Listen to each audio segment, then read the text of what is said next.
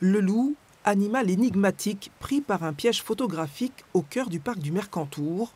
De jour comme de nuit, des images comme celle-ci, Naïs et son papa Rémi en ont capturé beaucoup pendant 3 ans pour leur film Naïs au pays des loups. À l'époque du tournage, Naïs avait entre 1 et 3 ans. Nous la retrouvons avec son papa. Elle a aujourd'hui 4 ans.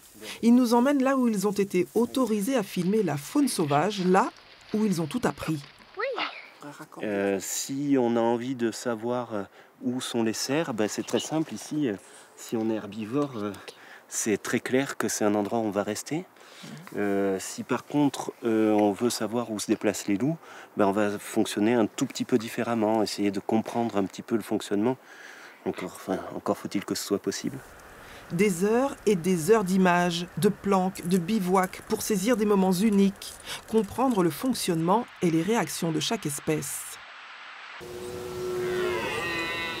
Cette nature préservée, cachée, a donné un film documentaire exceptionnel. Naïs au pays des loups vient d'être primé dans un festival international de films pour enfants. Vers là-bas, regarde vers là-bas. Un tournage où l'on chemine en toute légèreté avec Naïs qui découvre et apprend beaucoup de cette nature à force de complicité et patience. Toi, t'adores le brame du cerf, quoi. Le cerf, le loup, les chamois ou encore les oiseaux. En 3 ans, Naïs a affiné ses connaissances.